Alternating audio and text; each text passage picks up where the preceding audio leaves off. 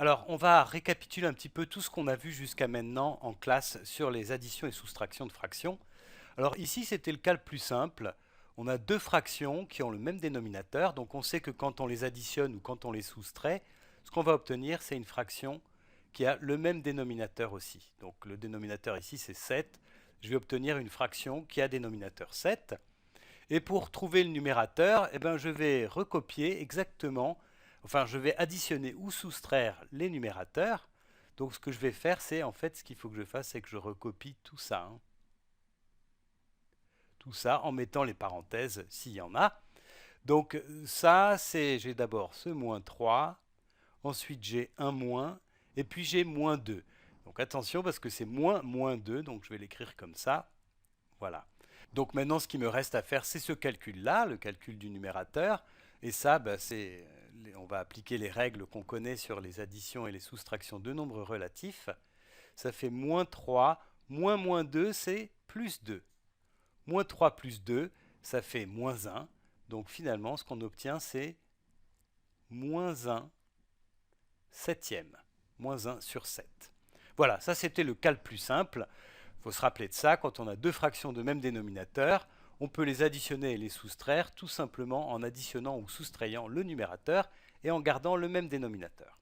Ici, c'est un peu plus compliqué parce qu'on n'a pas le même dénominateur, moins 3 quarts plus 7 seizièmes, donc ici c'est des quarts et là c'est des seizièmes, donc on ne peut pas additionner ça comme ça.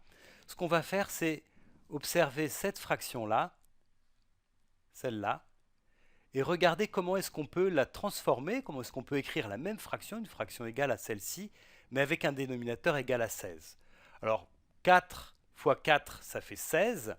Donc je vais multiplier en bas par 4. Alors je vais la réécrire. C'est moins 3 sur 4. Je vais le faire comme ça. Plus 7 sur 16. Là, j'ai réécrit exactement la même opération. Mais simplement, ce que je vais faire, c'est que je vais multiplier le dénominateur ici de la première fraction par 4. Parce que 4 fois 4, ça fait 16. Donc je vais avoir deux fractions de même dénominateur. Bon, j'ai multiplié ici en bas par 4. Il faut que je multiplie en haut par 4 aussi. Parce que sinon, la fraction va changer et je ne veux pas qu'elle change. Voilà. Alors maintenant, je continue. Je vais faire ces opérations-là. La première fraction ici, moins 3 fois 4, ça fait moins 12. Et puis en dessous, au dénominateur, j'ai 4 fois 4 qui est égal à 16. Donc, et ensuite, il faut que j'additionne, j'ajoute la deuxième fraction, 7 sur 16. Et là, on est ramené au cas où on additionne deux fractions de même dénominateur. Donc on fait comme on a vu là-haut. Ça fait donc moins 12 plus 7, le tout sur 16. Moins 12 plus 7, ça fait moins 5. Donc ce qu'on obtient, c'est moins 5 sur 16. Voilà, ça c'était un cas un peu plus compliqué et on a réussi à le faire parce qu'on a changé cette fraction-là, moins 3 quarts, on l'a réécrite avec un dénominateur égal à 16 en multipliant par 4 en haut et en bas pour avoir deux fractions ensuite qui ont le même dénominateur et pouvoir faire comme avant. Alors, ça c'est la technique en fait, c'est d'utiliser le fait qu'on peut changer une fraction, on peut l'écrire différemment en changeant son dénominateur et du coup aussi le numérateur. Alors ici, c'est un petit peu plus compliqué, mais on va utiliser la même chose. C'est un petit peu plus compliqué parce que là, on avait vu tout de suite que 4 fois 4, c'était égal à 16. Donc c'était assez facile de voir comment on doit transformer cette fraction. Là, c'est un petit peu plus difficile. Ce qu'il faut qu'on fasse, c'est qu'on arrive à réécrire les deux fractions au même dénominateur. Alors je vais travailler un petit peu à côté, je vais écrire des multiples de 15 et des multiples de 20. Si j'écris 15 fois 1, ça fait 15. 15 fois 2, 15 fois 2, pardon, ça fait 30.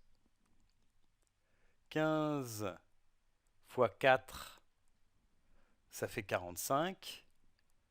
15 fois 5, ça fait 60. 15 fois 6, ça fait 75. Donc bon, ça je vais m'arrêter là, je pourrais en écrire d'autres aussi. Mais je vais faire la même chose, je vais écrire des multiples de 20. Et en fait, mon but, c'est de trouver un multiple de 20 qui est aussi un multiple de 15. Comme ça, je vais pouvoir me débrouiller. Alors, 20 fois 1, ça fait 20. 20 fois 2, ça fait 40. 20 fois 3, ça fait 60. Et là, je m'arrête parce qu'en fait, ce que je peux voir, c'est que ici, j'ai 20 fois 3 qui est égal à 60, et aussi 15 fois 5 qui est égal à 60. Donc là, en fait, j'ai un multiple commun de 15 et de 20, ce qui veut dire que je vais pouvoir réécrire mes fractions en les mettant toutes les deux sur 60.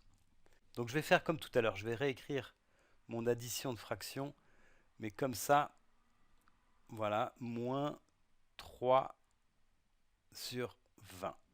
Et maintenant, mon but, c'est de les réécrire, pas comme tout à l'heure évidemment, mais en les mettant toutes les deux sur 60.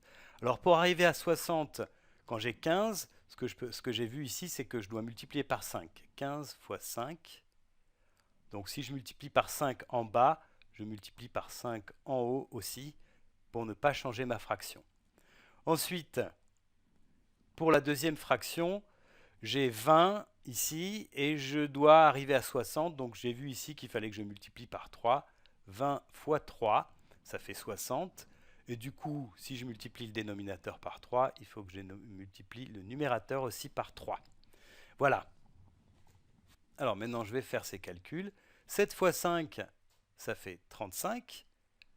Et le dénominateur, c'est 15 fois 5, qui est égal à 60. C'est ce que je voulais.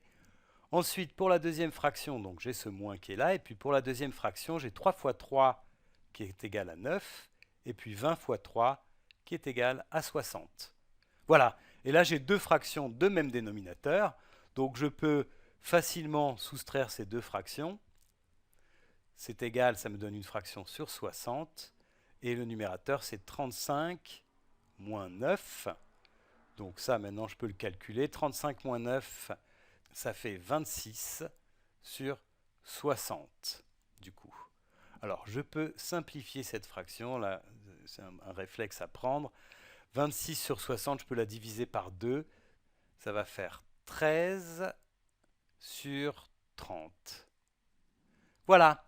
Alors, l'idée principale ici, c'est que on sait additionner des fractions qui ont le même dénominateur, ou soustraire des fractions qui ont le même dénominateur. Pour tous les autres cas, en fait, on essaie de mettre les fractions au même dénominateur. Et pour ça, en fait, on prend les deux dénominateurs des fractions et on essaie de trouver un multiple commun de ces dénominateurs.